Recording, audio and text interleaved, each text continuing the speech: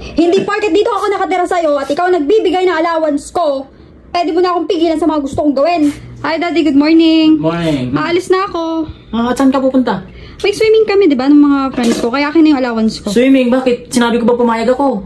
Daddy, sinabi ko na yun sa'yo last week pa, di ba? Akin na yung allowance ko. Swimming unang-una, hindi ka marunong maglangoy. Ha? Mamaya malunod ka lang doon. At saka alam ko na gagawin yung mga kabataan kayo. Mahilig lang kayo sa picture-picture pero di naman kayo naglalangoy.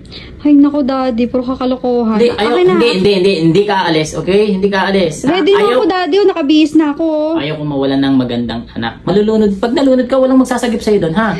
Walang aalis, wag kang aalis. Tama ka naman, pero Daddy, nakaschedule na yon. I-cancel mo. Ganito na lang. Ganito na. Di ka, lapit ka sa akin. Bakit?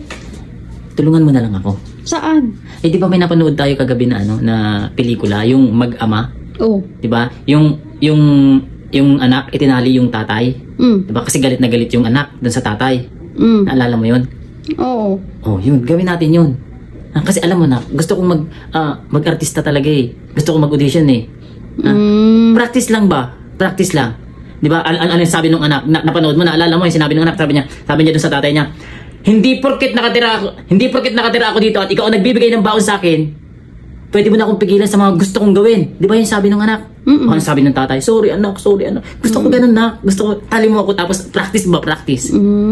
So may plano ka pala mag-artista, Daddy? Oo, meron. Okay. Sige. Tali mo ako. Okay, sige. A few moments later. Ano? Okay na? Oo, ready na ako. Ready ka na?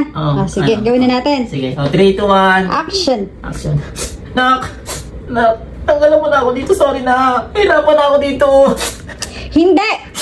Hindi porket dito ako nakatira sa'yo at ikaw nagbibigay ng allowance ko, pwede mo na akong pigilan sa mga gusto kong gawin.